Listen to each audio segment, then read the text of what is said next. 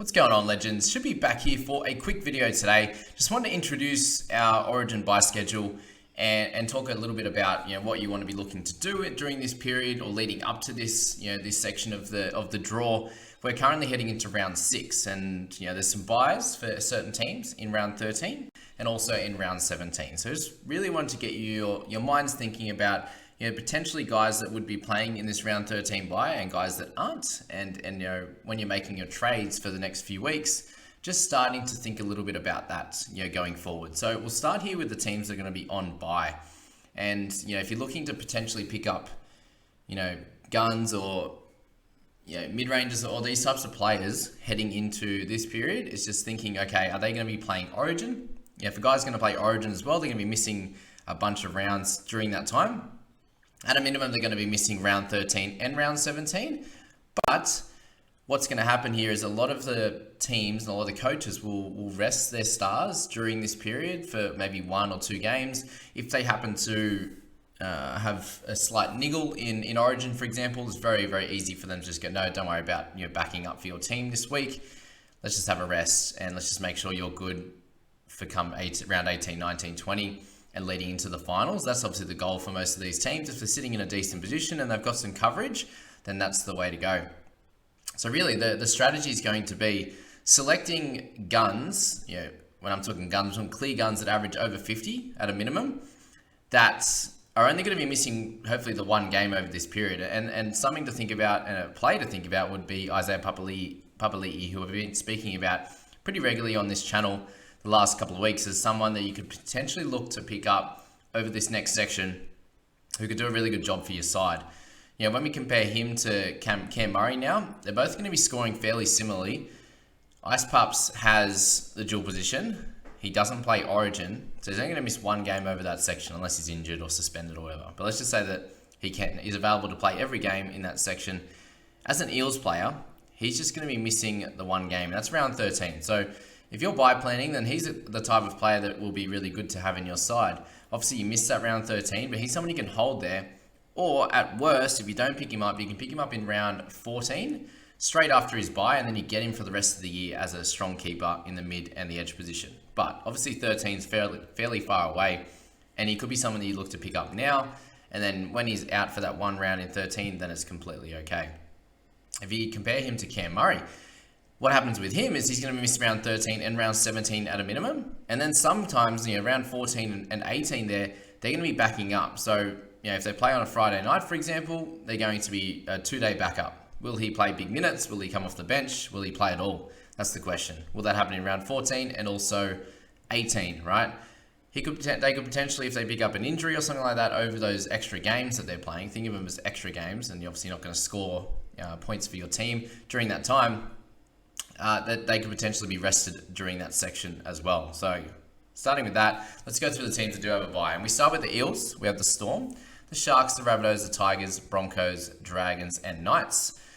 So they'll have the bye in round 13. So half the teams, and the other half that are playing is the Warriors, Panthers, Eagles, Raiders, Dogs, Titans, Cowboys, and Roosters. So really the point of this video is just get you thinking about potentially the players that you might look to hold. So I have this section on the right, which I haven't added to yet, but your cashies and your mid-rangers that you'd be looking to possibly hold during, heading up into the round 13 period. So you'd be looking at players from your Warriors, Panthers, Eagles, Raiders, Dogs, etc. Some examples would include someone like Stephen Crichton potentially, Taylor May, we've got Isaac Tungo, all going to be playing in round 13, which is really, really cool, right? If that's the case, you can then trade them up. If you don't think any of them are going to be keepers, you could trade them somewhere in that next few rounds leading into round 17. So it's a very simple option and example there. That's the cashies and middies section, and I'm going to have a bunch of players in the guns to think about potentially bringing in those non-Origin guys, who played in round 13, or are just guns in general. They're only going to miss that one game over that section, and you're getting really, really good scoring outside of that one buy round that they have. So that's really the biggest part of this video, is just getting you to start thinking about that. And if you're looking to trade someone into your team, look back to this video. I should be able to link in the description a copy to this so you can have a good look at it. But at worst, if you could just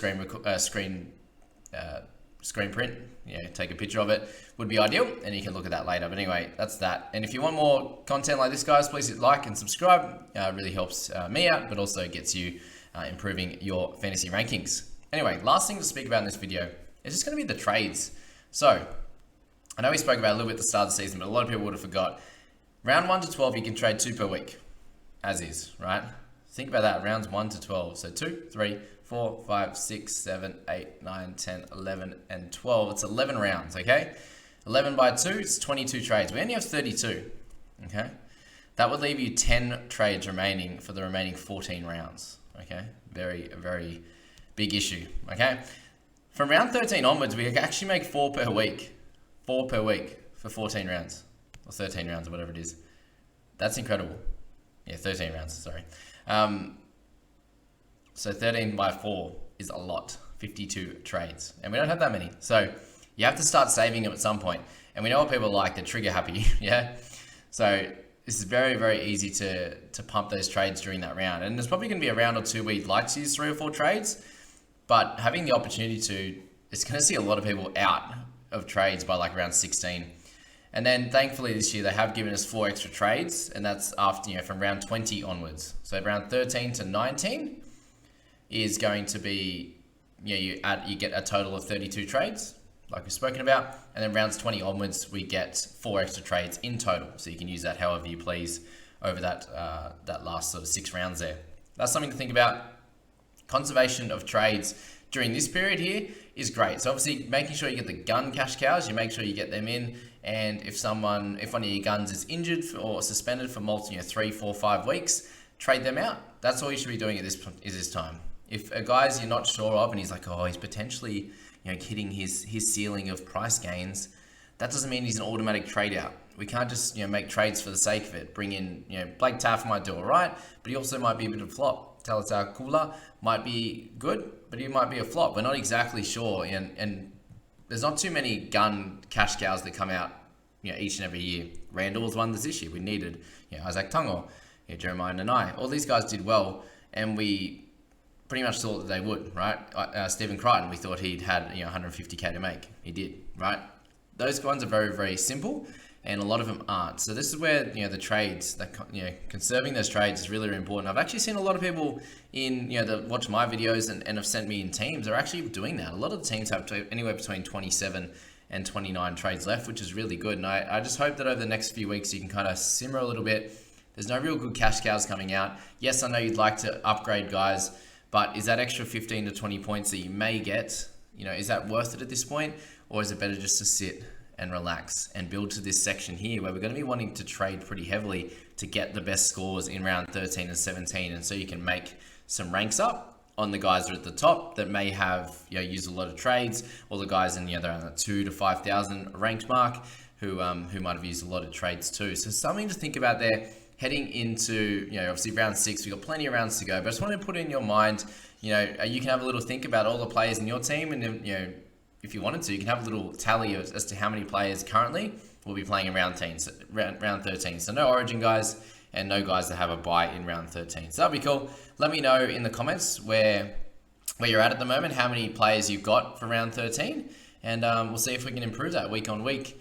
And the other, I suppose, the last thing to say is we're not going to be wanting sort of 17 players, playing players during that round 13 and round 17. It might be somewhere between a 12 to 15 for each round, if you can do that. But a lot of the time that to get really 15, 16, 17, it creates a lot of trades that you need to make to get there, which sometimes is not the best thing to do. It might just be better having a bunch of those guns and a few cash outs or cash cows doing there on a couple of mid-ranges that have done all right for you and haven't traded out yet to get to a decent score during those rounds. But that's our video, guys. Let me know what your thoughts on that are. If you have any other theories as to how you want to play this part of the season, and we'll catch you in the next one, team, with our buy, hold, and sell. Have a good day.